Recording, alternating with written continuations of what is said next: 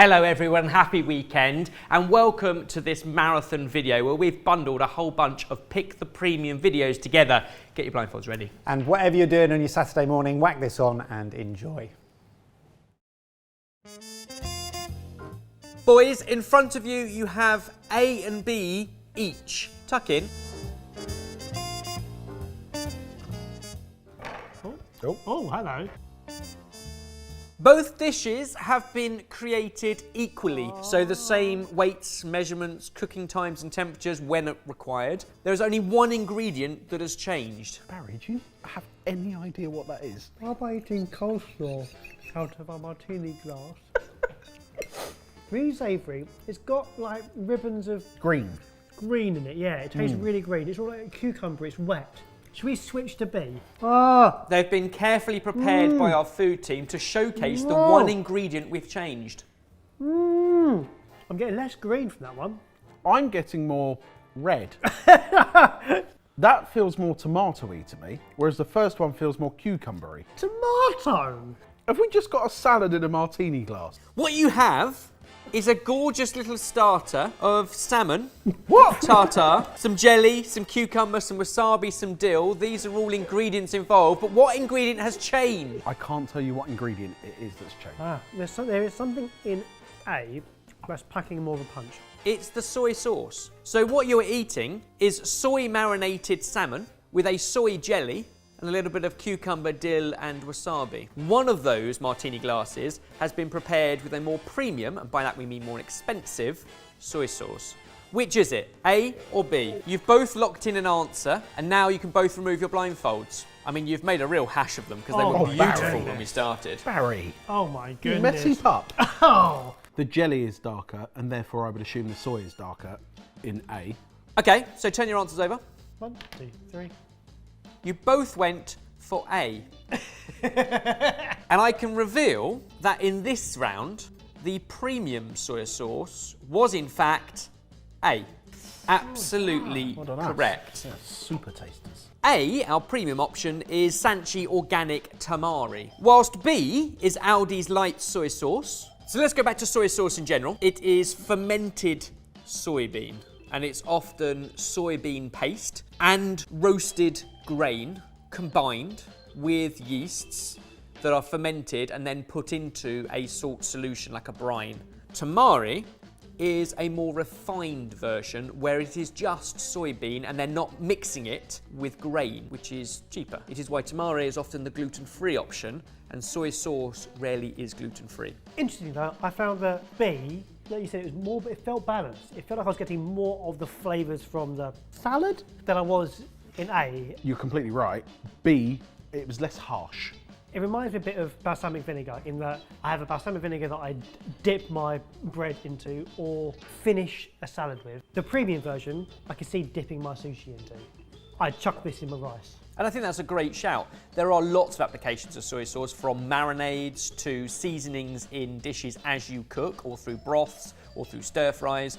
They are both similar, but they have gone through a different process. I think the question here is, without knowing its origins and its production methods, do you think they made a noticeable difference? They definitely make a difference to a dish. For me, it's the application. Okay, what if I told you that that light soy sauce from Aldi worked out at £3.70 per litre? How much per litre for our premium Sanchi Tamari? £21. Holy, I was Per expecting litre. that. £8. It is in fact £30 per litre, so it is 8 times the price. When you think about the application for each of them, I don't have a problem with that price difference, because throwing a cheaper soy sauce into a dish that's going to be with a lot of other flavours balances everything out, fine.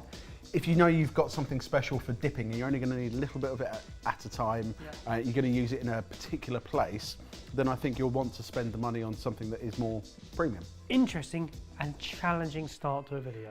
And yet you both got it right. Yeah. Let's see how you get on in round 2. Round 2. Yes. Dig in. Oh dear, I'm nervous of the texture of this. That was the test tongue. Always tongue it first, just so you know. Oh, I'm getting barbecue. It's definitely got a bit of meat there. I think it's pork. Yeah, really, really tasty. Don't know what I'm eating. Something in the sauce has changed. Oh, I got something completely different that time. What do you mean? I got sour cream. There's a dollop on there, but it really is the underneath we're looking at. Oh my goodness, I forget how hard this is. A has a sweetness to the sauce that B doesn't. It's still got a tang to it, like a barbecue sauce should do. I'm gonna stick my neck out. Go on, not very far. Goulash. Excellent shout. This is a Hungarian goulash, and one key ingredient has changed. It is the paprika. Paprika. Yeah. You have locked in your answer. I don't know whether visuals would give you much more of a clue. Turn your boards round in 3, 2, 1. You both think A. I think I'm only saying A because in B, it tastes of paprika. It's really jumping out. This was offering something additional to it. With paprika, you either get sweet or you get smoky. Yeah. And I think with Hungarian goulash, you're looking for the sweet paprika. And because of that, A was sweeter, and therefore I felt like that was probably the premium paprika. Yeah. And in this instance, you are both spot on. A is the premium. So in this case, B is Sainsbury's smoked paprika, whereas A is Menol spiced Hungarian smoked paprika, but it is smoked sweet. Get your nose in it, and they are worlds apart. Yeah. There's a couple of things when it comes to spices. Number one is freshness. If you have that in your cupboard for 6 months, you won't be able to taste it as much as you can if you have it when it's brand new. Yeah. Having said that, buying a premium spice then takes that up another level. Yep, you're spot on. And if we think about what paprika is, it's quite literally ground up capsicum, which originated in North America or central Mexico and was brought across in the 16th century. And the Spanish, in particular, a lot of the Mediterranean, absolutely loved it. And then in Hungary, it kind of found another home, and that is the Hungarian word paprika that we use. So we don't call it pimento, which is the Spanish word, and the Hungarian paprika is argued to be some of the best in the world now. I always want to buy the premium stuff because I know how much difference it makes, but it's so much more expensive because I can't buy in bulk. Even as a longer term investment, I think it might still pay off.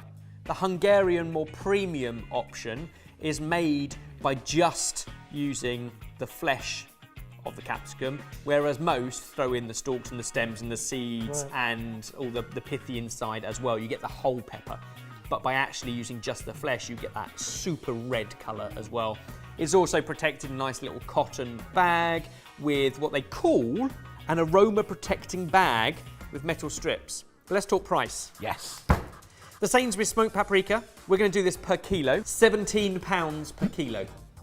So it's about £1.70 for that pot. Give or take. How much for the Menol spiced Hungarian smoked sweet paprika? £60. £80. The actual answer is smack bang in the middle. It is £70 or $69.99 per kilo. So I win. By a half a pence, yes. Damn right. That's not the game. But you both picked the premium and you both got the point. So it is about 4 times more expensive. That is something I would make at home. That is something I'd get in a restaurant and I go, why is that so good? So far, you've both got both correct. Let's see if we get 3 for 3. What the hell? On the count of 3, 1, 2, 3. Face and foliage. Oh, excellent mouthful, Jay. You got a little bit of everything. You too, Baz. The foliage on top is a nice big mound of watercress. Under that, you've got a cream cheese or kind of ricotta filling. You've got beetroot under that and a pastry base. There's a little bit of Szechuan pepper in the candied beetroot. And you've also got, obviously, the pepperiness of watercress. We'll try B. There we go. You got the net. Very brave. Which bit's changed? Oh. Isn't it cream cheese we're talking about? It is indeed the ricotta. A lot of cream cheese. Oh, you creamed on me. Oh no, I didn't mean to.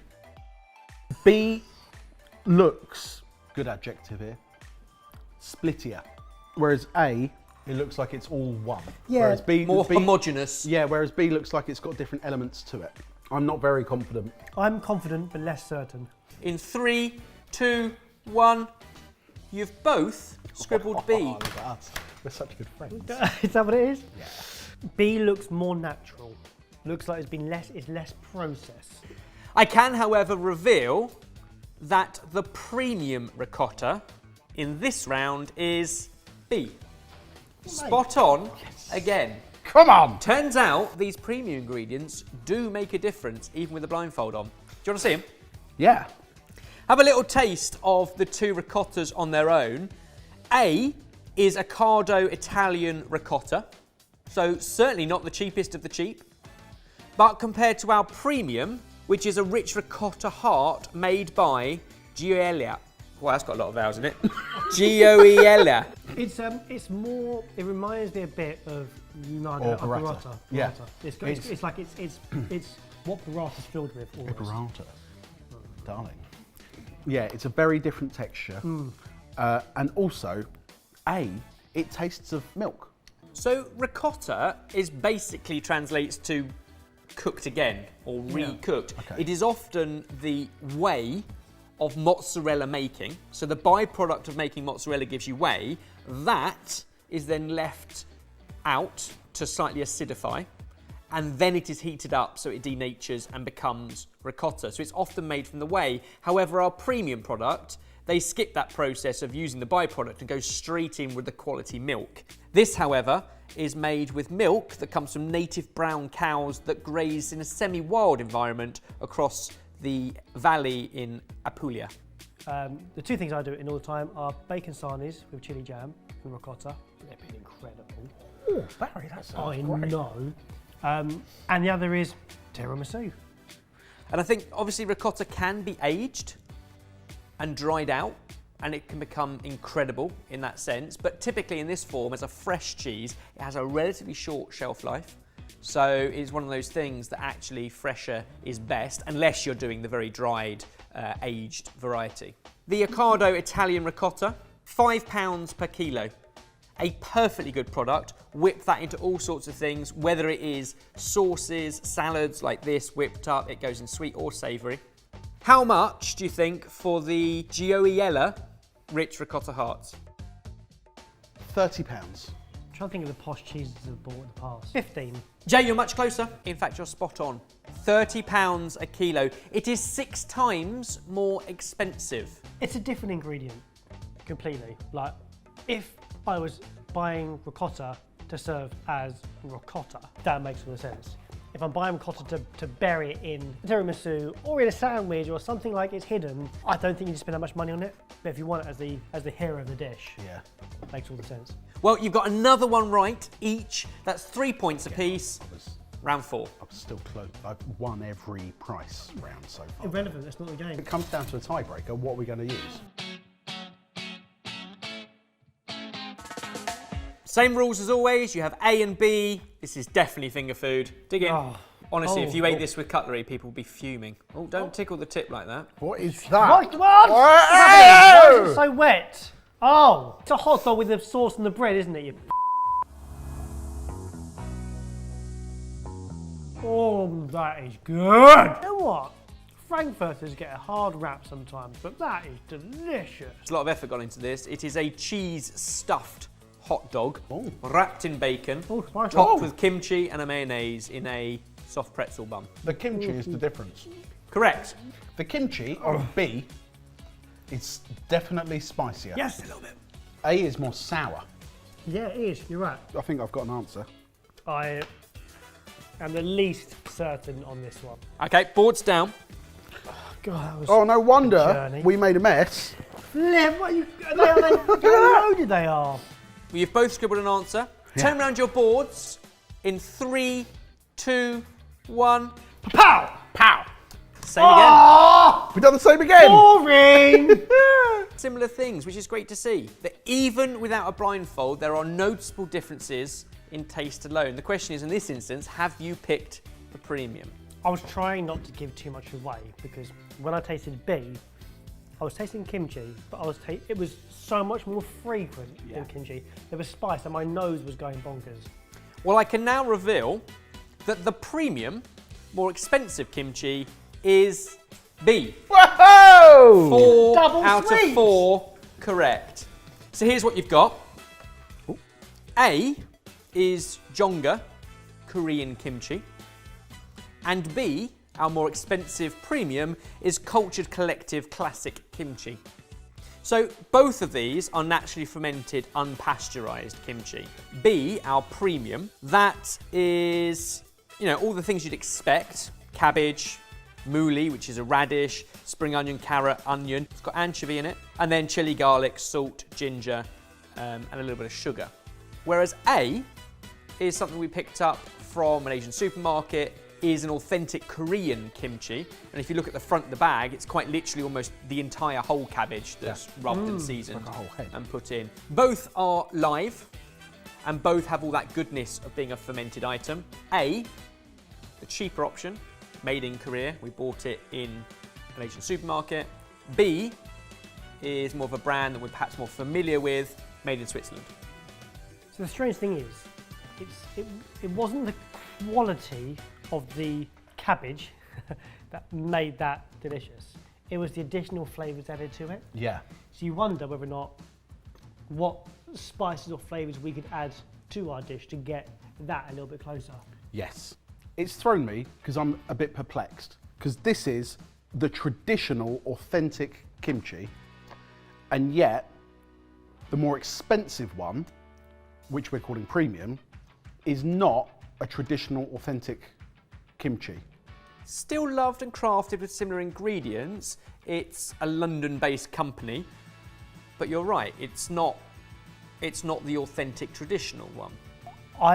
I'm still nervous of kimchi in terms of I use it sparingly. I use it almost like a seasoning, like a little dollop on top of something, which I know isn't the traditional way of using it. The cheaper option there, the Jonga kimchi from Korea, is £7 per kilo. How much do you think for the premium? What do you reckon? Wouldn't take so on this one. £25. £30. It's £21.80. So it is 3 times more expensive. I'm going to use a word called appropriation. This feels like it's taking something that is traditional and authentic and then putting our own spin on it and charging more money for it because we put a nice brand on it. And I know it happens. But at the same time, it's made something I love more accessible to the way I use it as well. It is also quality. The company, Cultured Collective, they do a number of fermented items. This is one of them. They know how to do quality ferments, but they are not necessarily traditional, authentic, like the A you've got in front of you. Boys, 4 out of 4. But then 3-1. Really impressed. And Jamie, you were a bit close on the prices, but hey, Wasn't a game. I think you both did very well. Thank you, Uncle Everest. Over to you guys. Do you use any of those 4 at home? And if so, which end of the scale do you tend to buy? Which one makes a difference? So in front of you, you have 2 cloches. Barry, in front of you, you have cloche number 1. Jamie, you have cloche number 2. There are the same ingredient under each cloche, but a different version, a cheap version and a premium version. We'd like you to sniff, taste, eat, and try both products, and then pick the premium. Okay. Make sense? Is this a competition? Yeah. Would you like to lift your cloches? Kapow. Oh.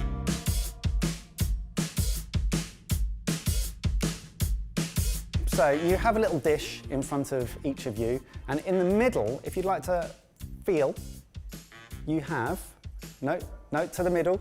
Yeah, Jay's on it. Barry's still not going to the middle. There we go.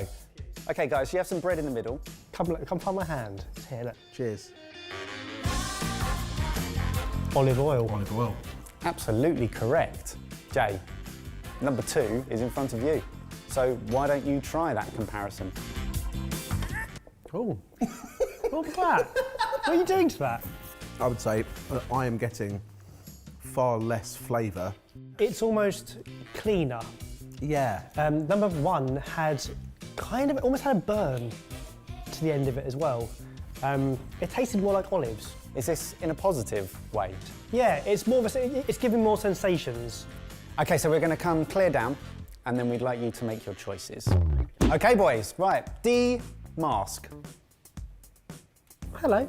Hello. Oh, nice to see you. And now you can scribble on your board which one you think is the premium. All we're asking you to do is pick the premium.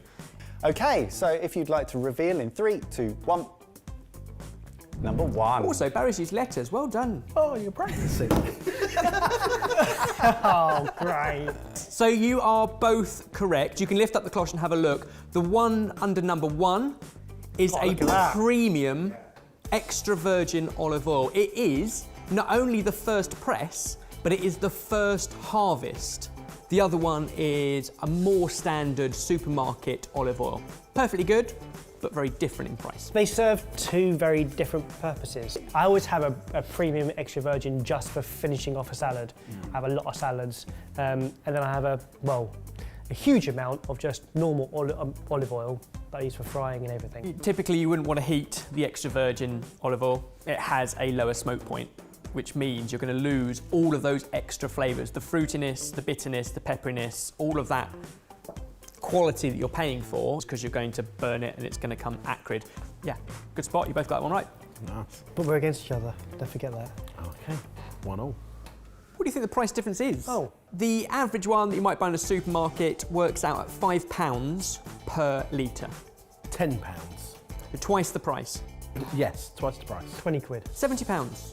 That is unbelievably premium. £70. Not that for a litre, but yes. Well, yeah, sure. If you are going to drizzle, dip, dress with an extra virgin olive oil, then do pay a bit more for it. It will be more expensive, and look after the premium by storing it correctly. So it should be stored in a cool, dark, dry place.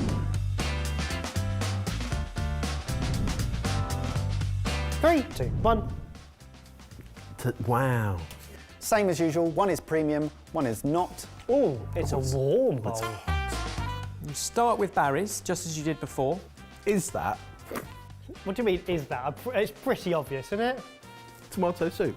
It's a fairly classic homemade tomato sauce, onion, garlic sweated off, and a little bit of olive oil. Then we've seasoned it, we've added a tin of tomatoes, a little bit of white wine, reduced it down with a plume of basil, and blended it. It was actually quite a sweet, It was sweet. That's why I thought it was soup. but it was lovely.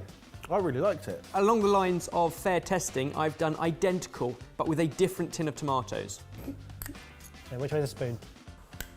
What are you, It's you're in the actually way. stressful to see whether they get it in their mouth before it spills all over them. The first one's a lot sweeter. Where did you put the first one? Oh dear, this is getting confusing. Are you an only child? I think my favourite, and the one I think is premium, is different. Interesting. Well, we'll clear up. Okay, boys, unblindfold. Pick the premium. So in 3, 2, 1. 1, uno, You have both picked the premium. Well, hey! Lift the Have cloth. we really? Both are 400 grams in a tin tomatoes. However, the premium one, number 1, are cherry tomatoes. They are found in the hills of Italy, just outside Sorrento. The other tin is found on the bottom shelf of the supermarket in their value basic range. Ebba's here is going to tell you the price of the cheap one. And we're going to see if you can guess the price of the expensive one. 45 pence. So I've only ever bought the cheap tomatoes in the supermarket.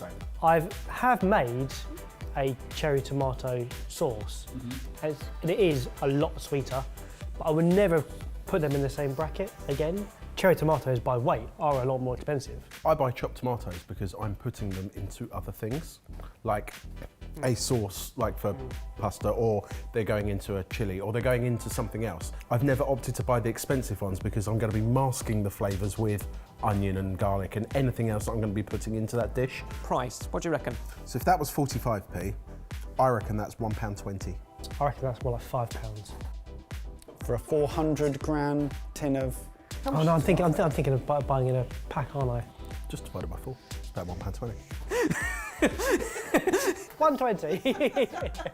So the premium tomatoes are £2.40 for a single tin. So although it doesn't sound like the most Sorry, I extortionate, was closer. it is 5 times the price. Would you say the tomato sauce was 5 times as good? Would you spend more on your tin tomatoes or not? No and no.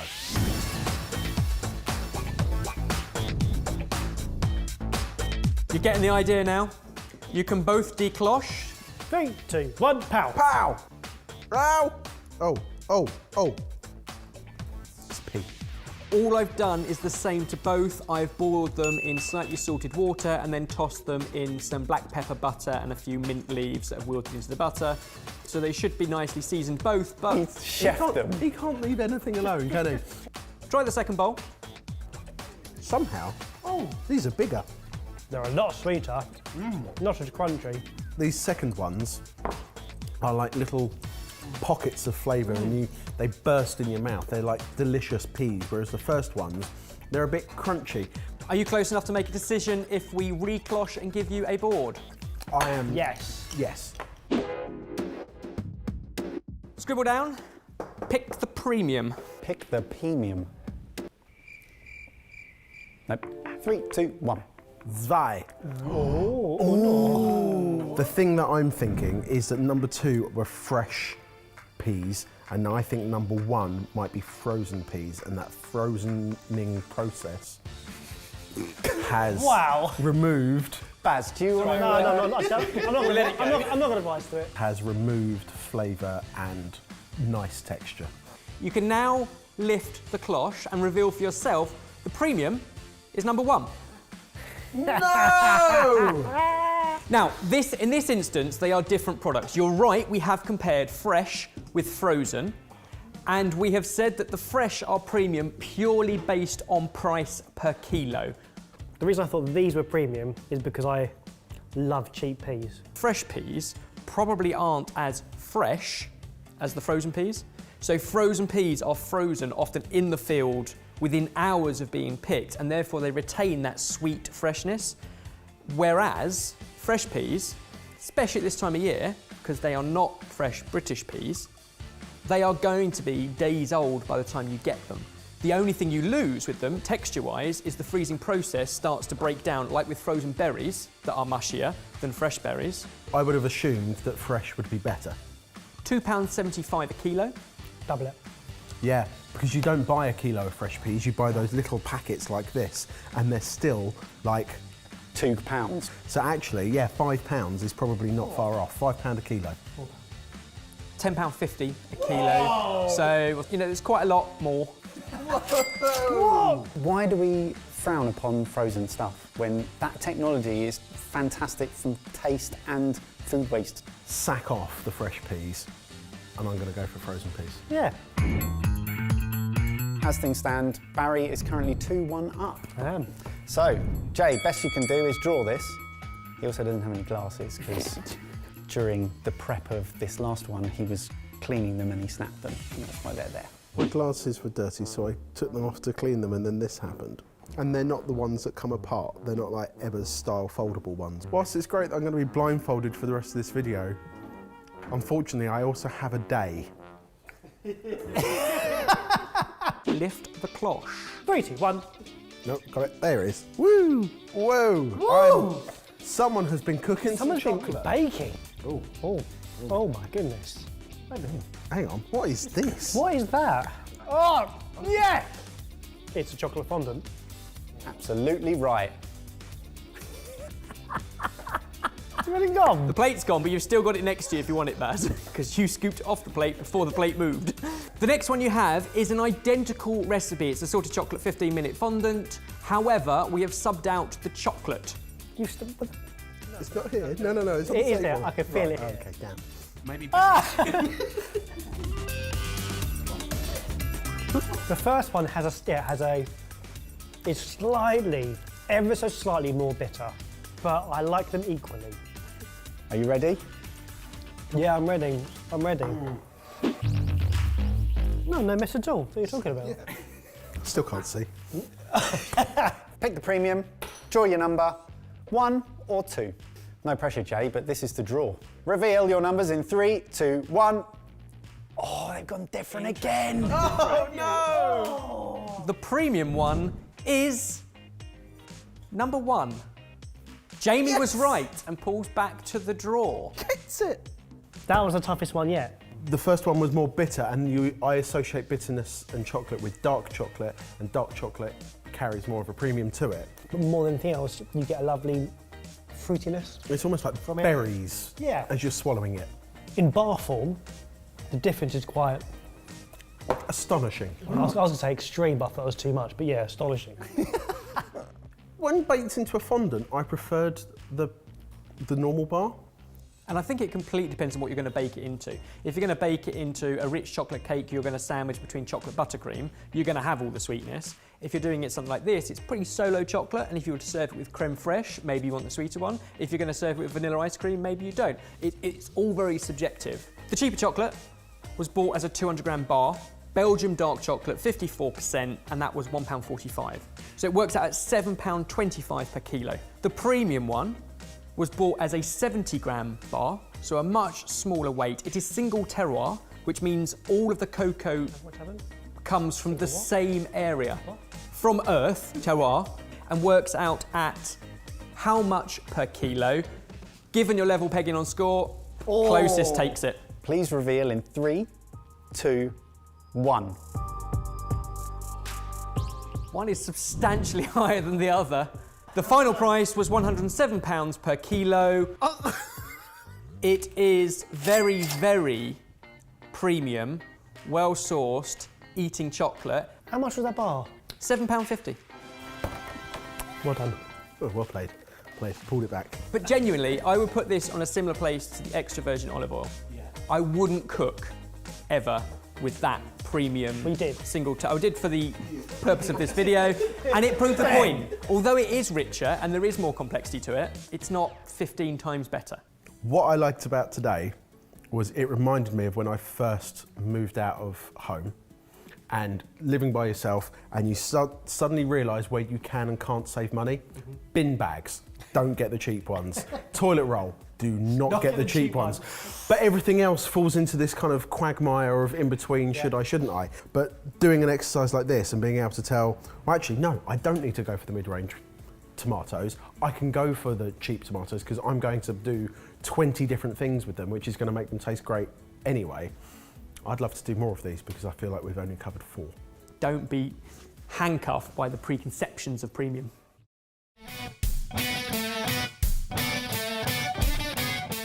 Hello and welcome to Sorted Food. Today, 2 of our normal home cooks, Jamie and Barry, will be blind taste testing identical dishes, and we're going to ask them, can they pick the premium? By doing this, with a bit of luck, we will all learn better where to spend our money, how much difference there actually is in these ingredients, and which of our normal home cooks has the most talented tongue.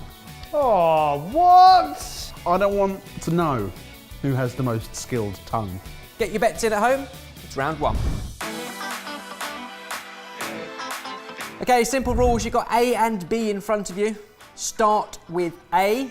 Have a touch, have a smell, have a nibble. Oh, it's a sandwich. Is it focaccia? Is it focaccia? Very good, Jamie. You have 2 portions of sea salt focaccia. We've kept it really simple. Olive oil, sea salt, and all the ingredients of focaccia. But they are identical in the way they've been made, the way the ingredients have been weighed out, the proving times, the baking times. The only thing that is different is one of the ingredients is more premium in one of those plates. Straight away, B is lighter in terms I can feel more air pockets and crispier on the outside. And it has more of a chew. They are both outrageously delicious, that's for sure. Which is the ingredient do you think we're comparing? There's not many ingredients in focaccia. We wouldn't compare yeast with it. Flour. Yeah, so we kind of wanted to explore flour because I think we all think of it as such a basic staple. What happens if you buy a particularly cheap one versus one that you spend a bit more on? Is it worth spending the money? I look for the type of flour, you know, strong flour, self-raising flour, whatever it is that I need for the application, but I wouldn't necessarily go for a brand. I've bought premium flour at home when making my own pizza doughs, and it changes everything. Suddenly it puffs up completely different. So both of these are strong white bread flour. One is a supermarket basic and one is more premium. Can you pick the premium? I feel like A has a more luxurious bite to it. I'm going to say A is the premium. I believe that B is the premium. In that case, you've locked in your answer. You have said that B is the premium. Now take off the blindfold and see if there are any visual differences and whether you would, not that you can, change your mind. Looking at them doesn't really help. But B has more height and it has risen more. I can reveal to you that in this first round, the premium is B. A is Asda's own strong white bread flour. B is Shipton Mill artisanal Canadian wheat flour. And what Shipton do is kind of small batch milling, but also they kind of combine different wheats from different places, local farms in the UK, but also from farmers around the world they have good kind of supply chains with, and they constantly blend the flour so it's consistent and you always know exactly how it's going to perform. That's really interesting. Is there anything I should have been looking out for? The bubbles is an interesting one because they had identical proving times and everything else, and what happened with the slightly cheaper flour was that they formed the bubbles and then basically they didn't have the structure to hold it and therefore they collapsed. So what you ended up with was crispy bits where a bubble had popped and it goes crispier, but the structure wasn't the same. Interesting. The Asda flour works out at 40 pence per kilo. Okay. How much do you reckon for the Shipton Mill? 60p a kilo, 50% more. I wouldn't be surprised if it's like £3. £1.55 a kilo. You kind of led me down that path, didn't you? So you're still only looking at 70 or 80p to make a loaf of focaccia, but it is 4 times the price. Price-wise, that's fine by me. But if it is easier to work with and you are supporting a smaller, more local business, that's a good thing. You scored a point, on to round 2. Yeah.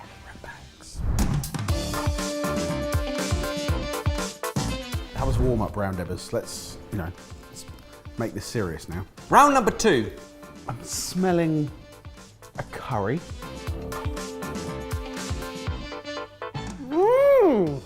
This is a chicken biryani of sorts. Excellent guess, chicken biryani.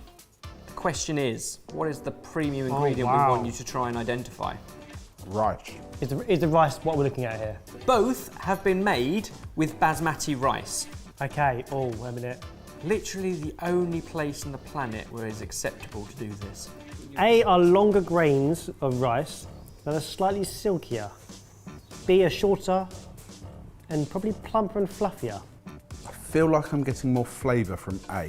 One is a supermarket own brand, one is what we consider to be one of the more premium, a rice brand that we know that Michelin-starred Indian restaurants in London do use. So A is the premium. A. A is your answer, it's locked in. You may now reveal the blindfolds, have a little look. On visual inspection, I think I'm happy with my answer. I think A has longer, less broken grains. B looks like the rice I use at home, and that is not premium. I can reveal that in this round, the premium product is A. Yes! Absolutely right. And it is slightly longer grains, slightly more fluffy and individual. You're right in the sense they haven't broken as much, and much more fragrant and floral. Basmati literally means aroma ingrained. It is far more aromatic than B is. I mean, it's not to say that both aren't delicious, because they really, really are. A is Viti Mega Extra Long Grain Aged Basmati. B is Lidl's Basmati rice. Sorry, aged basmati. So if you look at the colour of it Yeah. as well, it's a slightly brown. off-white. Our understanding is it's aged in the sacks and the flavour just has the chance to kind of integrate more. I genuinely don't know a huge amount about that. If you do, comment down below. What decisions did you go through when you come to buying it? I don't really make a decision. I just go for a normal supermarket owned brand. Which I think is definitely a factor of the trust that we outsource to retailers. There are occasions when perhaps if you go off-piste, you might end up with a better result. This doesn't really smell of anything. Whereas this smells of everything. What I found fascinating was the aroma compound you're kind of smelling is the same one that you find in pandan. It's So that very aromatic, floral, almost grassy note. And basmati rice has 12 times as much of that as non-basmati grains. So you did get that one right. But now let's talk price. We picked this up from Lidl, and per kilo, £1.29. Perfectly good basmati rice, creates a great dish. How much for the VT Mega Extra Long Grain? £4 per kilo. Can't be that much more premium. Let's say £2. You're going with £2 a kilo? £2.20. No, I should have stuck to £2. Bang on! So it's about 50% more, but that's only 70 odd pence more per kilo. But now I know that's the difference. Maybe I should care more about the rice I buy. Yeah, I would definitely choose it. I think over the course of however many meals you would get out of a packet of rice, that cost will be negligible, but the difference in quality is massive. Stop eating that so we can try some. Oh, what a day. On to round 3.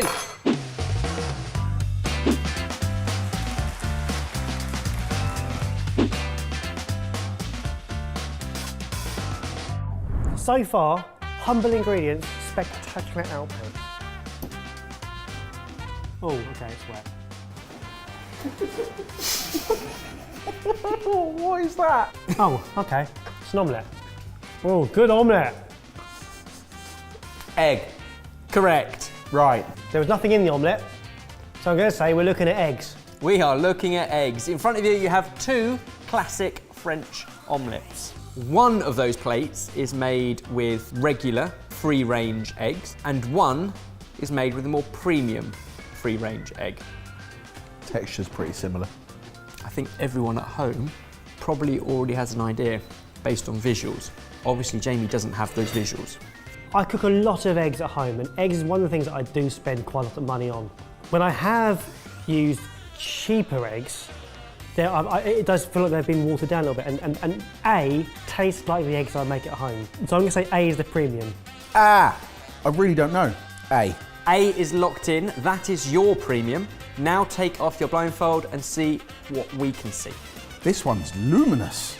Are they Burford Browns? Yeah, the colour does kind of give it away. A is the premium. Yes, okay. So A is a free-range egg, a Burford Brown, from Clarence Court.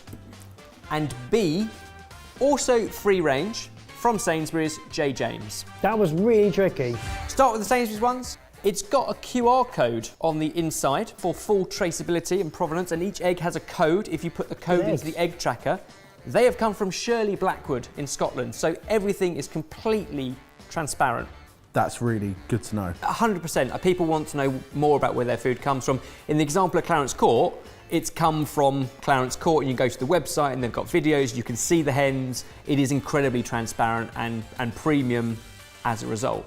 What a beautiful colour. The hens enjoy a maize-rich diet carefully formulated to include wheat, sunflower, seashell, soya, paprika and marigold from dawn till dusk. A couple in there that surprised me, if I'm honest. Seashells. They're eating seashells. Oh, with calcium, I guess. Paprika adds a little bit of a kick.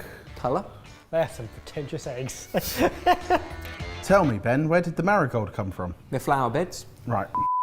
If we are baking, I will buy, and I need a lot of them, I'll go for a slightly cheaper range, not much cheaper. And I guess one thing that we're quite lucky with in the UK is the farming standards. The Clarence Court Burford Browns, they have free roam all day, rich diet. But even the J. James Sainsbury's ones, they are also free range. They still have access to the outside. They still have perch space because that is legislation that under EU law, we've always had to abide by, which is why we have excellent food standards in the UK. I think I'd still spend more money on the eggs. I wouldn't necessarily go for the cheaper option because it's not going to taste as good. There's a lot more going on than just the taste. 15 pence an egg from J. James at Sainsbury's. How much do you reckon for Clarence Court? 20p an egg. 50p. 50 pence an egg. Quite a lot more, isn't it? So just over 3 times the price. Quite per a lot egg. more. If the egg is the star of the show, spend the money. Going into the final round, Jay, you've got 2 points. Chance to pick up a third. Oh, you're in such a lucky seat, Jay. Last round, number 4. Same rules apply. Off you go. Oh! It's a pie. Go easy on that mouthful. Oh, right. Come on. Mushroom pie? You have 2 mushroom pies. What's the premium ingredient we're looking for? The filling or the casing? One of those was made with a punnet of supermarket chestnut mushrooms, and one was made with a more premium selection. A is a wetter mix. B feels drier and more coarse. And also, I'd say it's more mushroomy in flavour. So I'm going to go with B being the premium. B is the premium. B is your locked in answer. Blindfolds off. Yeah. Any big differences on preference? You know what? I'm surprised at how similar they are. Supermarkets obviously have a range of mushrooms available all year round, but right now is when you'll probably find more variety when it comes to wild mushrooms. The filling in B, the mushrooms definitely look more interesting. Not that we were allowing you to change your mind, but it sounds like you wouldn't, Don't think so. and you shouldn't.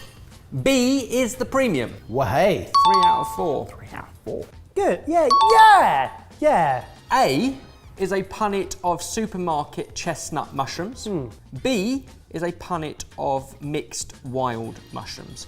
They're sold as a wild mixed selection, and therefore you kind of get what arrives. So they're a mixture of chanterelles, girolles, black trumpet mushrooms.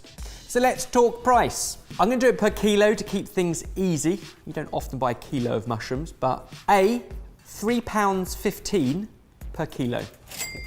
To that level, you're looking at like stuff that I reckon 20 quid. £5 kilo? £35 a kilo.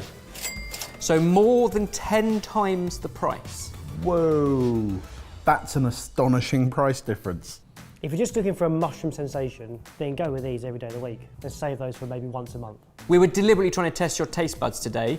I would not recommend you spend £35 per kilo if you're going to blitz them up and put them in a pie. But some applications, they absolutely have a place, especially at this time of year when they're very, very seasonal.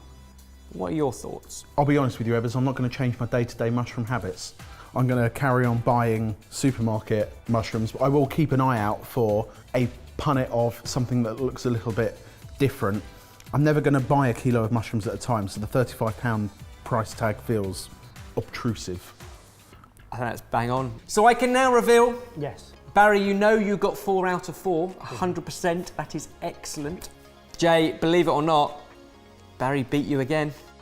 Number 1, he never beats me. Number 2, how did he get 4 correct? Very talented time. That's not what I was after, but thank you. Genuinely, I love doing these because it's not often you get to do what we consider to be staple ingredients side by side to look at the comparisons.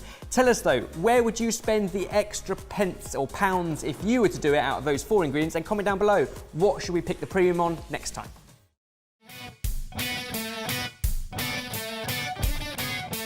Hello and welcome to Sorted. Now today we've got 2 of our most normal home cooks, Jamie and Barry, in the hot seat, and we're going to challenge them to blind taste test a selection of ingredients and see if they can pick the premium, and by premium, in this case we mean the most expensive.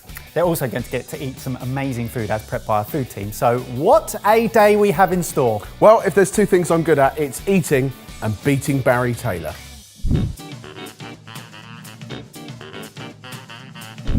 First up, Jay, as always, 2 items in front of you, A and B. Have a taste of A. Tell us what you think it is. Okay.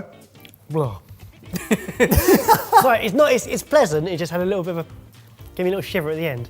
Excellent. Natural yogurt. Absolutely correct. It's delicious. It's very yummy. It's creamy. Try B and see if there's any difference. Although it's got a different texture to it. It's more jelly-like. Yeah, B, it may have even separated very slightly because it feels more watery and it even had a bit in it. A is thicker and creamier than B. I think B is ever so slightly more sour. It's time to lock in your answer. Pick the premium, A or B. I think I prefer the finish of A, so I'm going for A as my premium. I would say my premium is A. Take the blindfold off, have a look. We've locked in your answer, so you can't change your mind, but Do you think you've made the right choice? I'm wondering whether that separation is more natural and therefore more premium. Well, we can reveal that A is the premium. That is Dalesford Organic Natural Yogurt, whereas B is Onken Natural Set Biopot Yogurt. Both of these are natural yogurts, so they've got their probiotics in them. They've also got no added sugar, so it's just the natural sugars from lactose anyway, as opposed to fruit-flavoured yogurts that are often packed with sugar, or fat-free yogurts that have a lot more. These are natural yogurts. For me, I'll use it as a finisher on a dish, just a dollop on top of either chilli or a warm salad. To be honest, my usual yogurt experiences either come in a tube or it is a pot, but it also has a little side pot next to it with some either chocolate flakes or some chocolate balls. At least we're representing the normalist of normals. Question is, can you taste any difference when it's served with something else? We've knocked you up some delicious granola.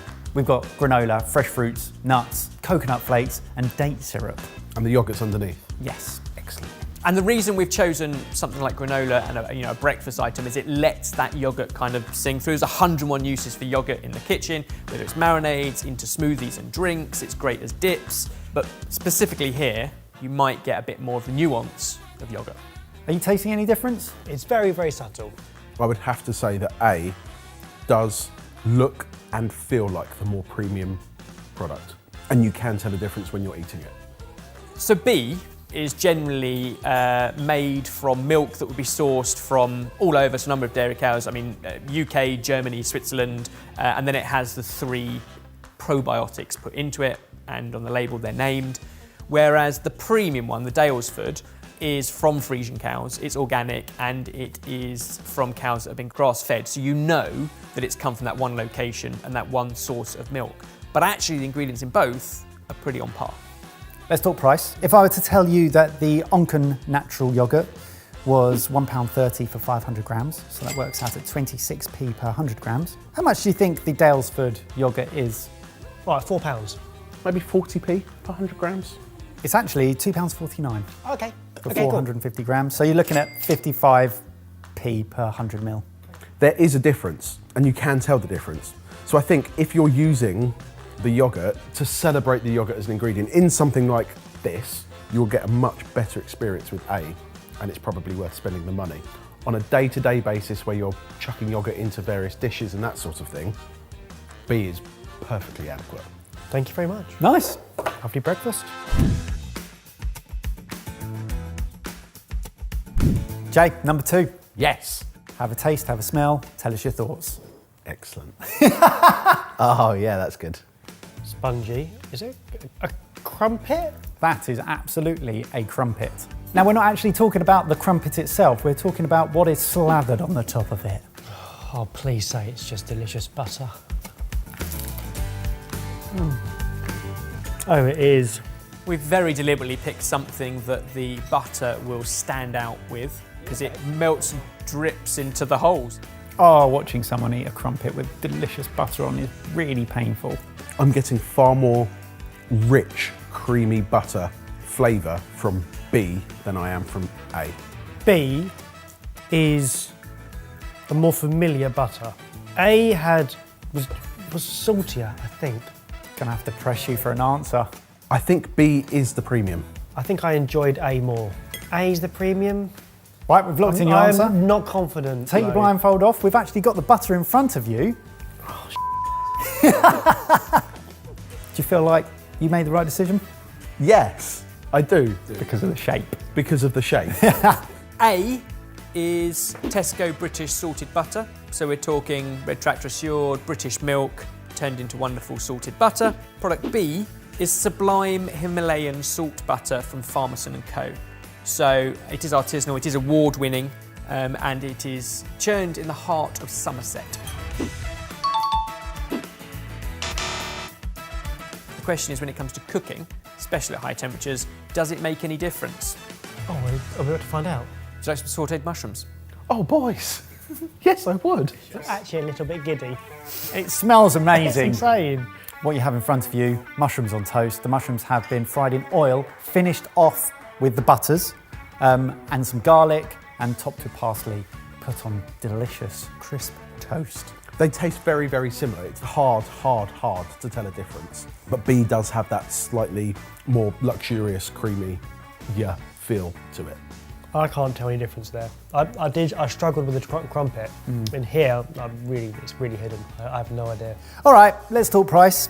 If I were to tell you that the basic butter for 250 grams was £1.49, so that's 59p per 100 grams. Would you like to take a guess at how much the premium salted butter was? £1.20 per 100 grams. I reckon I'm gonna go for a fiver. £5.25. So £2.62 per 100 grams. I would only use that artisanal butter. Like, I would do it so I'm celebrating that butter because I know I've paid a lot for it and I know that it's really good and it tastes great. A is a perfect everyday butter to use in cooking and baking and things like that. But even that is a step up from what I do generally use. I can't wait for this one. Again, 2 small bowls in front of you, A and B. Have a taste, have a sniff, let us know your thoughts. Oh God. This isn't how you'd usually have it, is it? No, it's not. Right, no. fine. We will give it an application shortly. It's coconut milk. Absolutely correct. A has a much nicer flavour to it, a more rounded coconut flavour, once you get past the weird texture that you'd never eat like that. B has that like big hit of coconut straight away, but then it leaves a very oily finish in your mouth. It's far more just the liquid of coconut milk than it is the thick bit. Yeah, B's definitely not as pleasant, I would say. Maybe it's after the last round, but A is more buttery. It coats more of my mouth. It feels more luxurious. Pick the premium. I'm going to say A is premium. A is the premium. Okay, answer locked in. Lift your blindfold. Does this change your mind? Oh boys, I think I've made a mistake. Now I look at it, A is far more separated, whereas B is far more one consistency. I think I'm good, purely because that looks natural. That one looks like it's been processed. We can reveal that A is in fact the premium. You were right. Well done. Yep, so A is the premium. That's Coconut Merchant Organic Coconut Milk. And that is made up of 76% coconut extract. Whereas the basic version is a UK retailer's version, and that is 55% coconut extract. So in terms of the rounded coconut flavour, there's a lot more of it in the premium one. I didn't think there would be anything in coconut milk other than coconut. The second biggest ingredient is water. And in both instances, there is then stabilisers. You can see the difference. You can taste the difference individually. Can you taste the difference when served in 2 dishes side by side using each? It's getting better. Yes! In front of you, you have a Thai broth with rice noodles, some crispy shallots. It smells outstanding. Same as before, A is the premium, B is the basic. See if you can taste the difference. So very deliberately chose a broth because hopefully it'll highlight not just the flavour of coconut milk, but you'll also get that texture element as well. That is outrageously good. That is spectacular. Inspired by one of our meal packs recipes. Really? Yeah. Worlds apart. Didn't expect that. A, it tastes fuller and rounder. I'm getting more of the flavours from the Thai broth, including coconut, from A than I am with B, which just tastes flatter slightly.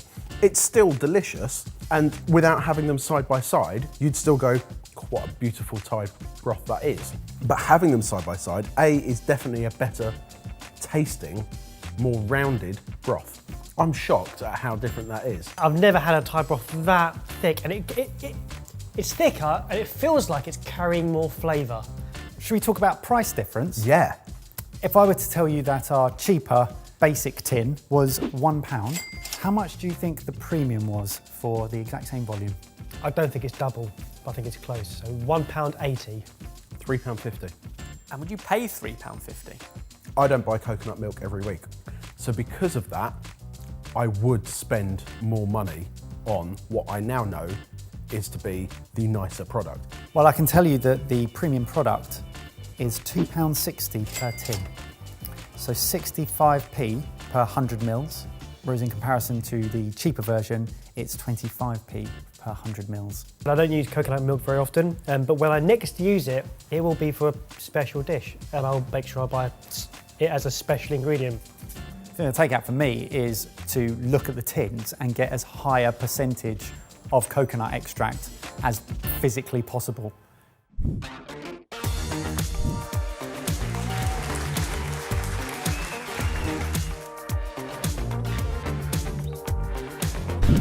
Final one, you have A, you have B, you have a plate, you have a fork. Straight away, I think I know what these are. Go on. These are sausages. I mean, the room is wafting. It is a sausage. Why did you give me a fork? Because we're What am I supposed civilised to human do? beings. Right. And I had a momentary lapse of who I was dealing with.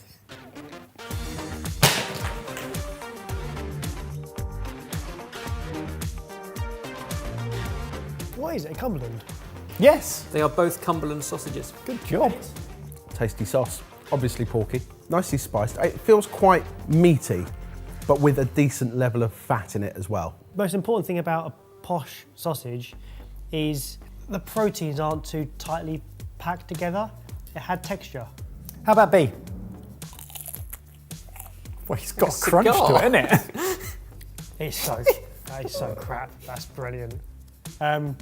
It's like mushy inside. They're both very peppery. B is a much crisper casing, and it's very one-dimensional in the meat itself. Which is the premium, though? A is the premium. A's the premium. I know my sauce. Blindfold off, have a look. Happy with your choice? Yes, I think I am. 100%. You're dead right, Jay. A is the premium. A is Cumberland thick classic sausages from Parmesan and Co. Fresh sausages, we're talking traditionally crafted, spices, chopped, not minced pork for the distinctive chunky texture, 500 years of tradition, and yeah, they come fresh. Whereas B is Ocado's 12 Butcher's Choice British Cumberland sausages, and they are frozen. Would you like to try these sausages in action? There are more sausages. What a day. So in front of you, you have bangers and mash with onion gravy, another dish inspired from our meal packs app. Have a dig in and let us know if you can taste the difference in the sausage. Oh yeah, what are you doing? You don't use forks when eating sausages, do you? Mr. Big Man, put that down. No, eat it with your hands. You know, I'm just keeping you consistent. This is a meal now. I'll be civilised. Fine. So B is 72% pork. So it's about 12% less pork than A. However, because they come frozen, there's very little wastage in the chain. Sausages have always been about using the cheaper cuts of meat and finding better ways to stretch a budget. So they are a more affordable meat. And the fact that those particular ones you can cook from frozen means you'll never waste any, because you only take out the freezer the ones you want, you cook them from frozen. A lot of the stuff is frozen, fresher, than by the time it's got to your supermarket and is deemed fresh. To me, this comes back to buy the best that you can afford when it comes to meat in general. So when buying sausages, are we looking for higher meat percentage and also chopped meat instead of that sort of pureed? Chopped or coarsely minced, I think, as opposed to a real kind of puree or paste of meat. You want something with a bit more bite to it. There is no comparison. A is the one that you want to eat all day long. Well, we're getting on to price. If I told you that the supermarket range of sausages were £2.50 for 600 grams, so that works out at 20p a sausage, how much do you think you would be paying per sausage for the premium? £1 per sausage. 80p a sausage? 83p per sausage. So £4.95 for a pack. The difference being the sausages are a lot bigger. Yeah. So I think you've still got to look at a per kilo weight when you're buying any meat product. And again, with Parmesan, for example, we know that they have awards for animal husbandry and for the quality of meat and passing on that cost to the farmers. So there's that level to take into consideration when paying that price as well. Buy the best that you can afford. Right, yeah. Baz, 3 out of 4. Yeah. You happy with that? I'm against Jamie, so I'm pretty confident. Well, I can reveal that today's winner was Jamie Spafford with 4 out of 4. I don't think it's ever been done before on Pick the Premium. Well, you've heard our thoughts. Over to you. Comment down below. Is any of the things that we've discussed today going to affect you in your weekly shop? And if it is useful, then of course we'll do more. But what do you want to see? What would you like us to compare next time? It might even be that fresh and frozen thing, whatever you like. Comment down below. I'd like to do some eating next time. No. I don't mind what we do, just as long as I get to do the eating. I'm staying here.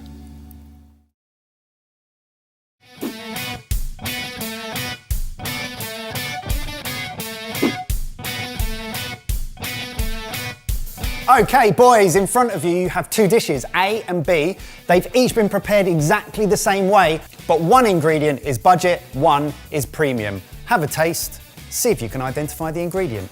Oh, Crunch and then some salt. The smell. It smells deep. That's not what I was expecting. That's not what I was expecting. Oh, hello. Oh, I've got a dumpling. I've got a dumpling. Like a gnocchi dumpling. Oh, I've got a kick. Oh, that is stonking. Did I get seaweed? Is it seaweed or is it like Bonito flakes. crispy, Or like- spinachy, kale-y stuff? Okay, move on to B. Kind of, it feels like a pasta dish, but with gnocchi. So the dish in front of you is a creamy gochujang bacon gnocchi with sesame roast kale, available on our Sidekick app. Instant difference between the two. I'm going to say the D word, depth. So do you want to take a crack at what the ingredient is? It's the meat element. Is it? No. I think it's the sauce. No. It's the seaweed. No. Is it the gnocchi? Yes. No way! Yes. That's not what I was tasting. Recently, I've been picking a very particular type of gnocchi because I know it's the gnocchi that doesn't stick to the pan when I fry it. Interesting. So you're already a step ahead of Jay. But I don't know if it's a premium gnocchi or not. I know it's not cheap. Now, I would say one of these gnocchis is a lot clammier than the other. Interesting. Right, I'm going to force you to lock in your Right. answers, boys. Okay, I'm good. Slide forward the dish that you think contains the premium gnocchi. Fantastic. This is what we want. Does that mean we chose different ones? I don't know. D blindfold. Oh no! No! And in front of you are the A and B gnocchis in their uncooked form. I chose B because to me they had more bite to them. But did you say that bite was more claggy? I found B a lot stickier to eat, whereas A felt like it had a cleaner bite through. There's not much difference. There's a very slight bounce, but in flavour, they're exactly the same. Flavour, nothing at all. Texture, I would say, is quite different. So in its simplest form, gnocchi is just potato and flour. So from our chef's perspective, it should be light, pillowy, soft, with minimal flour and maximum potato, and it's all about the texture. So both of these are produced in Italy. The premium claims to be made using premium Italian ingredients. Both sets of cooking instructions are to boil the gnocchi, but we also know that we can pan fry them and crisp them up, get really great texture on them. In looking at them, I went, you know what, I think A looks more premium. But in feeling them, B feels fresher. I don't Got a know, bounce? that might be more flour than potato. I think, mate, I think you might have lost this one. Lads, I can reveal that B was the premium. That is a point to Barry. I still think A's better. So I think I do buy B at home, not because of the flavour, but because also it's drier. So therefore there's less moisture in it. And therefore, if you're frying it, it doesn't stick to the pan Get a better crisp. as much, you get a better crisp. In boiling it, there isn't that much difference. I'm really interested in the price difference between A and B then. So the budget was from Sainsbury's, and that is £2.35 for a 500 gram packet. So that comes out at 47p per 100 grams. The premium, which is La Chua pasta potato gnocchi, is £1.28 per 100 grams. For the same packet size, £2.35 versus £6.40. Interesting. It's an easy one for me because I prefer the texture of A. And if it's the cheaper one, then that's great. And as you both said, there's not a huge amount of difference. Well, Great! We're coming to some conclusions. Whether or not that's helpful for you, who knows? Shall we move on to number 2? Barry's in the lead 1-0. Boys, ingredient number 2. This one's going to be fascinating. this one feels obvious. Either Jamie's taking his shoes off again, or there's parmesan in front of us. Come on, the smell is superb. Get stuck in. 2 dishes in front of each of you, A and B.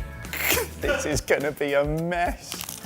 I don't ever like this. What is it? Cold. What cold? I don't. What's the bit in the I middle? don't know what it's like coleslaw or something. Are you sure? Do you know what that is? Spinach. Correct. Ah. We are talking Okay, about cool. spinach. So why have you covered it in parmesan? This is a spinach and parmesan crispy waffle. Is that a thing? It's mostly waffle and parmesan. That's why I think this is going to be fascinating, because Right. there is budget and premium spinach, and I want to know whether they make any difference. Right, now you know what it is. Is it nice? Are you okay? I'm still confused. Is this a dish? Look, I've got parmesan up my nose. Hey. Oh, I got sneezes. Can I have a tissue? I've got it up my nose. The amount of practice. Don't do this. Ready? No, I don't like it. I don't like it. Stay still, please. Stay still. Thank you. My bum's a bit itchy, actually. Now you know what it is, and there's no trepidation. Yeah. Is this a nice dish? Weirdly, it now tastes nice. From doing these videos for such a long time, a lot of the time when you try the ingredient on their own, next to each other, you can taste a difference. But that's not how you use these in cooking, which is why these have been put into these dishes, so we can see whether they genuinely make a difference in a real world scenario. I think the only thing I'm getting is that one of them has much bigger leaves of spinach than the other one. Really? Yeah. One of them, I feel, is giving me more spinach flavour. The other is slightly more bitter. Okay, boys, gonna have to lock in your answers. Slide forward the dish that you think contains the premium spinach. Very interesting. Right, take off your blindfolds. Ooh, I have never bought spinach like that before in my life. That's why I feel like we might have got this wrong. According to our chef, spinach is better if allowed to grow to a larger leaf than picked young. Therefore, it can be cooked longer and adds more vibrancy, more green colour, and more of an irony flavour. So, boys, I can reveal that you are both incorrect. B is the premium spinach. Looking at them, that becomes Well, obvious. at them, but still not at them. No. You did say that the leaves felt larger. Yeah. And then I did the thing where I second guessed what premium would actually be like. Whether it's flavour, texture, size, Yeah, because etc. I was biting more through B. I was like, well, actually, do you want a smoother tasting spinach? I'd be interested if you can taste any difference in just the raw leaf. You're getting a lot more, these are a lot more watery. Okay, so you're getting more flavour from B. I feel like A tastes more minerally, or maybe that's the water content. You're right, no, I say they taste, they're sweeter. I do prefer B. It tastes a bit more herby. Okay, well, let's talk price. So our supermarket or budget spinach is the Ocado wash spinach. Comes in at 60p per 100 grams. So that's £2.40 for a packet of 400. And the premium is Natura Italian large leaf unwashed spinach, which comes in at £1.10 per 100 grams. Ooh. So nearly double. I feel like a chef can do more with that than I can. It's like in a restaurant, I'd expect that in a delicious puree rather than using this, but I wouldn't bother at home. No. You know, when sometimes you're like, I'm going to go all out and I'm going to get the best tin tomatoes that I can. I'm going to get this and this because I'm going to make a proper Italian style dish. That's when I would pay the extra money for it. But I think it's mindset over end result. I'd want to be able to say, oh yeah, no, I got proper Italian spinach and I got the proper Italian tomatoes. Make you feel like a chef. Yeah, I feel like I've done it in the right way. End result wise, probably not much different, if any, but the story that you've told yourself and anyone you're cooking for, top notch. Interesting. Neither of you got a point. It's still 1-0 to Baz. Let's move on. If you're enjoying this, there are some small things you can do that make a big difference to us. Like the video. Subscribe if you aren't. Click the notification bell and select all. Thanks. Boys, get stuck in. Okay. Tell me your thoughts, because I'm fascinated. What are these? Oh, hang on a second. No! Yeah? Oh, come on. Tuna. Vinegar. It's tuna. Oh. Great job. And the dish you've got in front of you, seared tuna with ponzu, pickled radish and wasabi. It's great. I love that. I'm gonna have to do hands because I need a side by side. Jamie's literally stroking them in each hand. I think there's a big texture difference. Both dishes cooked exactly the same. The only thing that has changed is the tuna steak. Yeah, texturally, there's a big difference. Actually, there's a flavour. One of them, I think, is more bitter. One tastes fattier as well. Boys, gonna have to lock in your answers. So one of them, I find texturally dries out more, Yeah. and the other is more, I would associate more with like sashimi. Yeah, I agree. Slide the dish forward that you think contains premium tuna steak. We've split the room. No! Take your blindfolds off. I'm gonna show you it in its raw form. Now you can see it in its raw form. Would you change your mind? I think I might. No, I'm sticking. B does look more vibrant, and that's what I would associate with a more premium cut of meat or fish. Yeah, I still think B is, when you stroke the tuna, it's fattier, and I'd assume, and I associate that with like sashimi. But flavour-wise, I'm still Yeah, happy that different. A was a better flavour Oh, what about of better? tuna. Yeah, Interesting. it was less bitter. Boys, I can reveal that the premium tuna steak was A. Ah! B is M&S line caught yellowfin tuna. A is wild yellowfin tuna supreme sashimi grade. I mean, M&S is a premium retailer in the UK anyway, Exactly. in the order of supermarkets. So in order to find this responsibly and sustainably sourced from a supermarket, you're going to pay a premium price. Yeah. The Fine Food Specialist premium version here, A, is even more. Jamie, you said A tastes better. B tasted a little bit more like the tinned tuna. It was a bit drier. Shut up! It's delicious. Yeah, I didn't say it wasn't delicious, but it was more erring on the side of tin tuna than A was, which tasted fresher, had a cleaner bite. Where and how these are both caught is quite interesting. The premium tuna, caught in a very, very specific region of the Indian and Pacific Ocean. Both of them are line caught, whereas the supermarket version was caught in the eastern and western areas of the Indian Ocean and the eastern central Pacific and western central Pacific Ocean, so a far broader area. Easy for you to say. It's not easier for me to say. I think, again, we are talking about a premium product and an even more premium product Yeah. here, aren't we? Yes. So they're both absolutely delicious. Yeah. Interestingly, the premium is sashimi grade. Do you know what that is? Good to use in sushi. Well, Kush says that he thinks that sashimi grade is actually just a bit more of a marketing tool. It doesn't actually really impact the flavour. What's far more important is freshness, sustainability, and being reputably sourced. I always presumed that sashimi grade meant that you could eat it raw. Yeah, that's what I thought. Sashimi grade, it's not a regulated term, so anyone can slap on that label. I'm sashimi grade. So how much more expensive is this then? Yeah. Let's talk about it. The premium is £89.75 per kilo. So we paid £17.95 for 200 grams. Whereas I'm not going to say budget, the supermarket version was £35 per kilogram. So we paid £7 for 200 grams. So £7 versus £17.95 for 200 grams of tuna. I think it always becomes harder when you talk about meat and fish because we always talk about buy the best that you can afford because we know from a sustainability, from a sourcing and that kind of perspective, if that adds to the freshness as well and the taste, then you should always buy the best that you can afford. Like tuna steak is a premium ingredient anyway.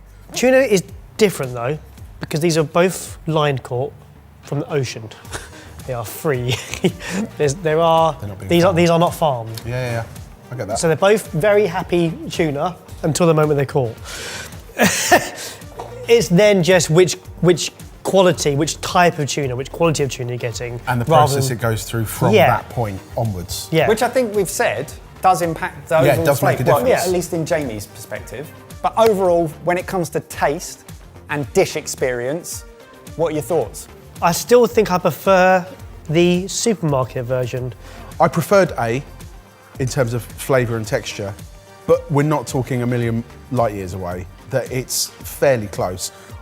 I would not be unhappy with B, and therefore, price-wise, I'm probably going to go to a decent supermarket and get a decent one rather than the premium one. Boys, we're tied at 1-1 going into the final.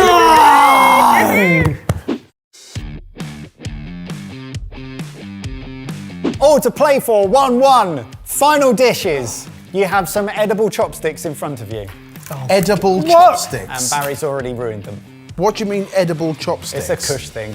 Be careful with them, Jay. Oh no! I'm going to give you a fork. They were just breadsticks. Right. This one's going to be an interesting watch. What is that? What is it fishy? Yeah. You got big fish? I think I just ate a whole big fish. I'm not sure I found anything in my plate. Is it a smoked fish? Oh, no. You've just dipped into a mound of horseradish. Why would you put horseradish with fish? Wait a minute, it's not fish, is it? That'll be steak then. No, wait a minute, that can't be steak. That's a fishless steak. Like beef carpaccio? Jamie Spafford, yet again demonstrating his elevated palate in comparison to Barry. I just said it's steak! You said it was fish for the last 5 minutes. So the dish you have in front of you is grass-fed beef carpaccio, smoked caviar and creme fraiche. But the beef is not what we're looking at here. Oh, is it caviar? Because I'm not sure if I could determine premium caviar from normal caviar. It's not caviar. Well, horseradish? It's not horseradish. Vinegar. Yes. We are looking at red wine vinegar. It is quite vinegary as a dish now. Yeah. Which is why I think I was going down. It's cold and vinegary, which is why I think beef was a surprise. Oh, Yeah. Jamie.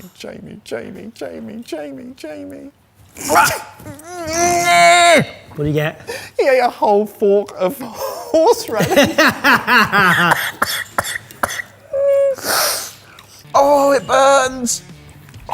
One of them tastes of red wine vinegar. Yes. Okay. Other doesn't. Yes. Interesting. Do you know what? We're going to break format. I'm going to ask you to remove your blindfolds now. Oh, thank God for that. I got the vinegar. I got the vinegar. They both taste of vinegar. Okay, right. Have a scoop. Okay, around. right. I can see the vinegar now. Get what you think you need, and let's see whether you can taste the difference. Red wine vinegar, really great for finishing red wine sauces, for finishing off dishes like this, adding that fruity, that acidity. Should be delicate and not overpowering. Should enrich the dish, just elevate it, add that little something. I think I've got one. Okay, boys, lock in your answer. 1, 2, 3. Oh, they're different! No! Oh no! You said it should complement the flavours and balance without overpowering. For me, be overpowered, which I would say is a harsher red wine vinegar and more one-dimensional. Let's get them both in their raw form in front of you, see if you can taste difference side by side. Oh, one's a lot darker. So This one looks more like a rosé wine vinegar.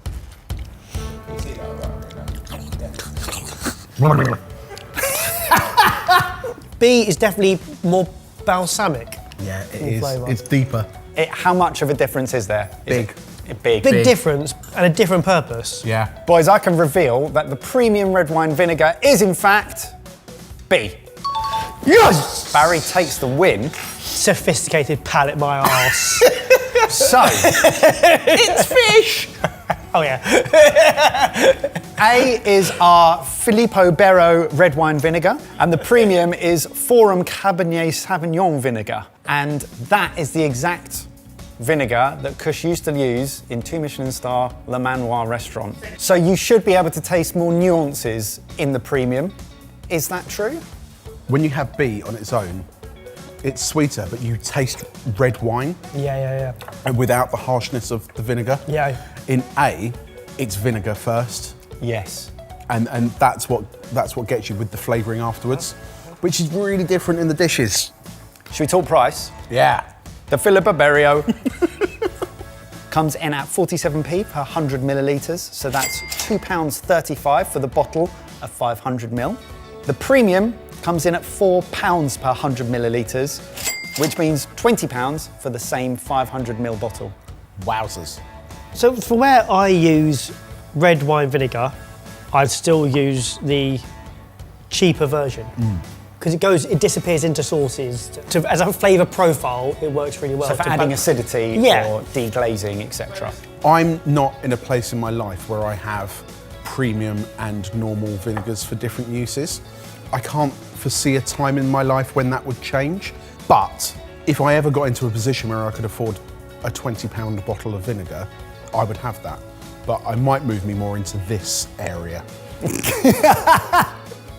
It's always fascinating having the two side by side and trying to work out where to spend your money. It changes every time.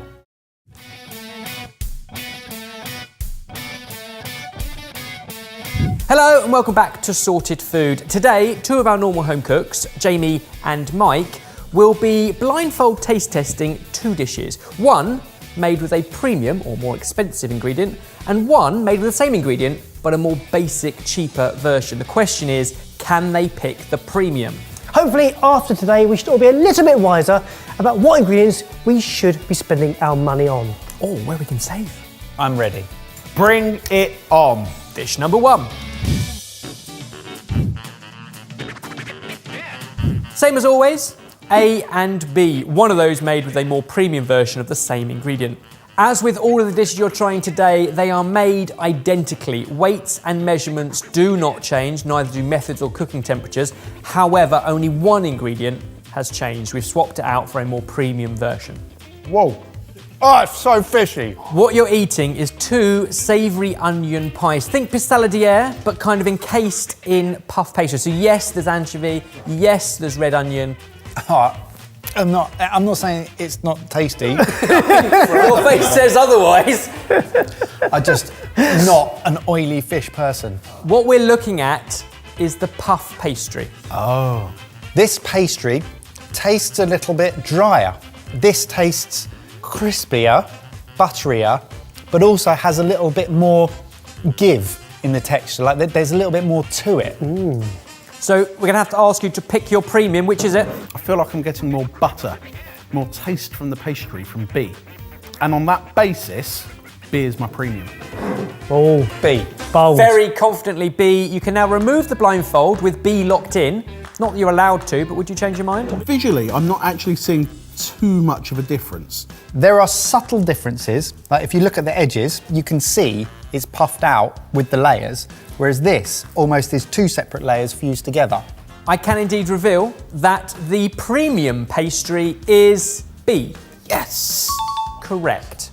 A is Just Roll's puff pastry, sold as a chilled product and ready to quite literally just unroll and use. It is one of the cheapest options on the market. Now they do a butter version if you want their all butter puff pastry. This one is the oil and vegetarian vegan version. And B is Dorset puff pastry, and it is made using very artisanal ingredients, so local regional Dorset butter and even locally milled flour, and they actually say the taste and characteristics of their pastry might even subtly change throughout the year and throughout the seasons. But what they do is they make it fresh, no additives or preservatives, and then lock that freshness in and sell it frozen. And no diminishing of the quality from freezing it. No, and although the Just Roll brand, that one is chilled, you can also buy frozen versions of it, and it's perfectly suitable for home freezing. So if you were to buy it chilled and then you didn't get around to using it in the next couple of days, your plans changed, you can always freeze it, defrost it, and it behaves much the same. If I do use puff pastry, I use pre-bought stuff. I have gone for this in the past. So you use the Just Roll a lot. Are you happy with what it gives you home? Yes, because in my mind, the only alternative is to making it from scratch. And everything that I've learned in the last 12 years of doing this is don't bother making puff pastry at home, buy it.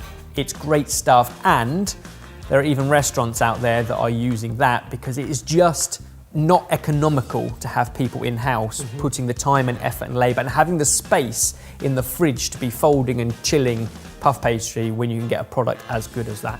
Price-wise, A, not the most basic, but more basic version, £1 a roll. How much for B? Bearing in mind they're pretty similar size. B, I think, is about 5 centimetres bigger but in terms of weight, they're pretty much the same. £2.50. I'm going to say £2.50.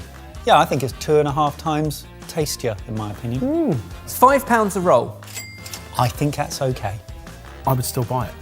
And if you're not wrapping premium fillet beef, but actually you've got a filling of things like onions, then the pastry is where you can spend your money. Make the pastry premium and put the bits inside it that are cheaper and more accessible, like tinned anchovies and onions cooked down for a long, slow time. Nice, well you got that one right. Let's move on to number 2. Dish number 2, Mike. 2 plates in front of you.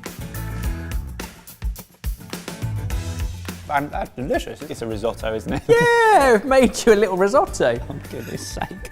Am I on a date? Because I did not agree to this. Why didn't you got a blindfold on? Oh no, I am on an Ebba's date. That is delicious. We have to be talking cheese. Not many ingredients involved in a cheese risotto. Which ingredient has changed? So instantly I'm thinking things like pecorino or maybe Gruyere, but we haven't covered parmesan in one of these. So I think it's parmesan. Correct. 2 plates of risotto bianco, which is parmesan risotto. What would you expect from a more premium parmesan? I'd expect more funk, but less harshness. Can you pick the premium? I prefer B. It's got more flavour. I think it's the premium because it's a far sharper, punchy cheese. A is the premium. Okay, you've locked in your answer. You can take off your blindfold. I don't think I can see any difference at all. I can reveal that the premium parmesan is A. Oh, it's one of those ones that's like subtle and widespread, not sharp and punchy. So A is 30-month Parmigiano Reggiano, whereas B is Occado's Parmigiano Reggiano. Interestingly, they are both PDO, which means they come from a protected designation. They both have to be, by definition, from Italy. They both have to use unpasteurised cow's milk. They both have to use a combination of morning and evening milk. They both have to be aged for a minimum of 12 months, but they also have to be brined once they've been, which just gives it that saltiness as well. The difference is that A all comes from a single herd that's a specific brown cow in that region and is aged for longer. So I'm sorry, a cow's milk tastes different in the Morning to the evening. than it does in the evening. Yes. In the morning, it's had it, in the morning it's had a night to Rest. yes rest. Whereas yeah. if the cow's been running around all day, it's like a milkshake, I suppose. Now what I mean is, the morning milk is like naturally whole milk, whereas the milk from the night before is naturally skimmed or semi-skimmed because it's had time to settle and they take it off and they mix the two together. It's the same way it's been done since Roman times. It's a protected cheese-making process. You can instantly tell the difference. They look very, very different. The texture is very, very different when you bite into it. B is more funky. It does have more, I'd say it has more flavour. B has. Yeah, B has. A is more subtle. It takes longer to come in. So when you're using it at home and getting it grated over pasta, which one would you go towards? B, because I'm not necessarily using it to add a specific flavour. It's adding the flavour of parmesan to a dish that already has other flavours in it already. I still stand by my original, that this is my favourite. Because I think you lose some of the subtleties. So B, £15.50 per kilo. Obviously that's not a kilo bit, but £15.50 per kilo. How much for the more premium? I'll go double, £31. We'll go £25 a kilo. It is in fact £48.50. Whoa. It's about 3 times the price. So how much did this wedge cost then? That wedge was £16.99. Whoa! I couldn't pay that much. And in your application, it doesn't warrant it. No. And we have to pinch ourselves time and time again that we are fortunate enough Yeah. to sit here and spend all this money on ingredients. But those artisanal products from their original place of origin can be exceptional.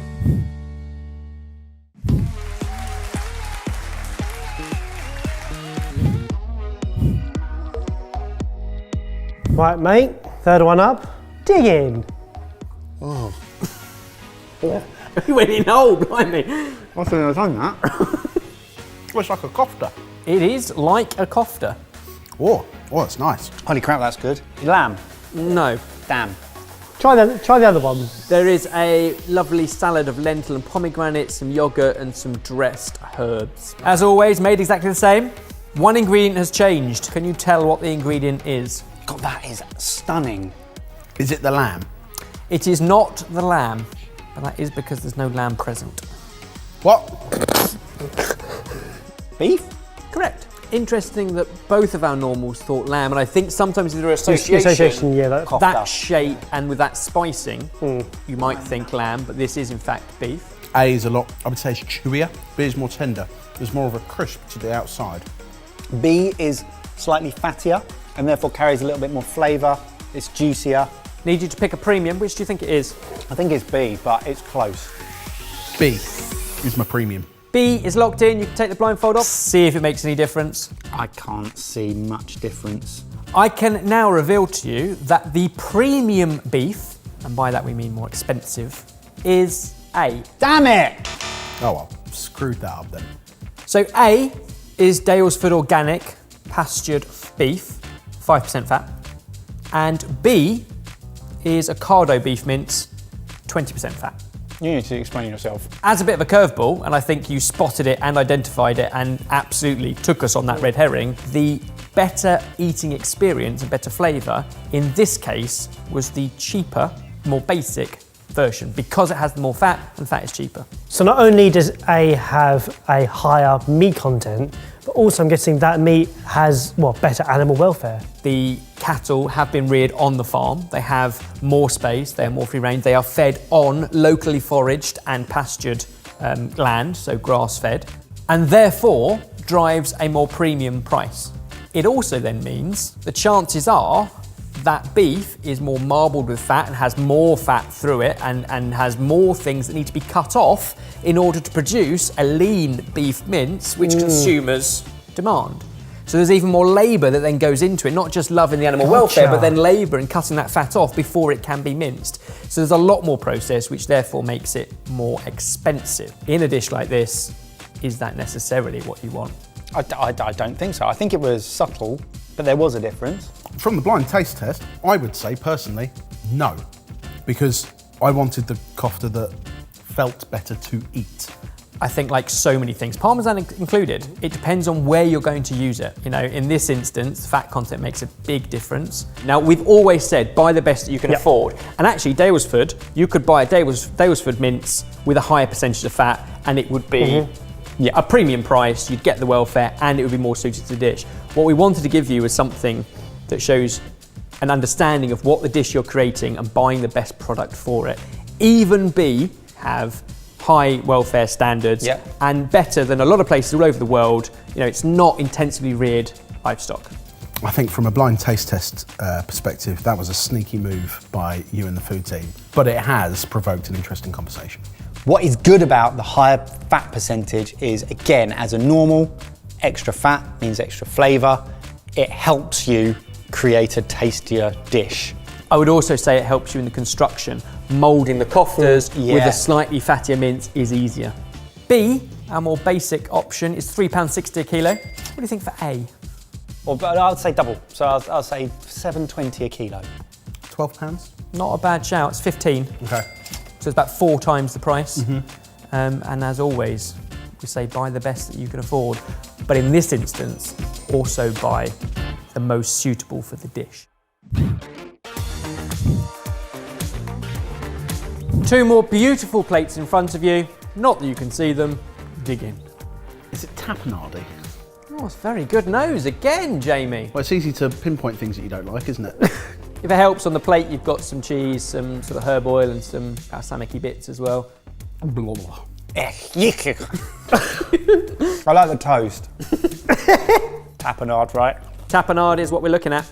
Tapenade is obviously an olive sort of paste. A is far more pungent. I feel like A is an oilier tapenade and I feel like it's saltier. I hate A far more than I hate B. What does that tell you? And therefore, if you were to pick the premium, which would it be? I do not know what I prefer. Maybe B, the argument could be it's subtler. I'm going to have to take a stab in the dark and say that B is the premium because I hate it less. I'm going to go with A as the premium. Interesting. Interesting logic. You can take off the blindfold now that you've locked it in. Now you can see it. You change your thoughts at all? B is darker, and I have no idea what that means. I think I'm right in that this is oilier. I can reveal to you that the premium pitted black Kalamata olives are B. Correct. So we deliberately made sure that we picked black olives for both and Kalamata olives for both, so we're not specifying that, and they are both pitted. B, the more premium Harvey Nichols olives are harvested by hand from trees over 1,000 years old, picked and cured the same day, and they come from a specific small village on the island of Evia in Greece. Whereas A is the Greek kitchen Kalamata pitted olives, described as ripened to dark purple colour, plump in size and meaty in texture. The olives are carefully hand-picked and naturally treated. The premium olives you're buying, the jar is actually only 49% olive. The other 51% is the liquid and the brine and the vinegars that keep it, whereas the more basic option is nearly 60% olive, 40% brine. So again, different pinch points to consider. There's a definite difference. Raw, that one's meatier. It's got better texture and it actually tastes quite fruity, other than just the oily and saltiness. That one actually tastes more complex and less olivey to me. It's amazing that when you combine them on a plate with other ingredients, they taste like olives. Very little difference. There is very little difference. So if we talk prices, I'm going to keep it nice and simple. By the kilo again. A, the basic option, the Greek kitchen, £8.62 per kilo. The jar itself was £2.50. How about the Harvey Nichols, again per kilo? I mean, interestingly, and I know we talk about this in our Pretentious series, but there's a Harvey Nichols tax added to any quality improvement as well. I'd say £20 a kilo. £30. It's not high enough. £39.50. Oh. So nearly £40 per kilo. It works out at about 20 to 25p per olive. There's a noticeable difference, in my opinion. Again, when you eat them in their purest form. And here's the thing, for me, I think they're both great actually, and I think you're 100% on the Harvey Nichols tax, which is a brand you trust. They also sell so many other things that it doesn't mean they're necessarily specialist and consistent in any. If I was buying a product for use, quite often I'll go to someone who's probably more qualified, and the Greek kitchen might well be that. We deliberately didn't choose the cheapest, most basic of olives. They are still great olives, and they are 4 or 5 times cheaper. So Ebba's shopping tip, buy from people who know what they're doing and do that one thing, sometimes over and above, like you say, the department store tax. So now, scores on the doors. With 3 out of 4 correct, Jamie, you have won today's Pick the Premium and you can take all the olives home. Over to you guys, comment down below, those 4 ingredients, do you buy them regularly? And if so, where on the scale do you prefer to purchase? And what premium ingredients we should be looking at next? Comment below, subscribe and, you know, all that jazz. Do all the stuff. I find those some of the most helpful videos that we do for me. Remove everything but taste and see where you end up. Comment down below, did you have a favourite episode? And is there a marathon theme that we should stitch together for you? And enjoy the rest of your weekends.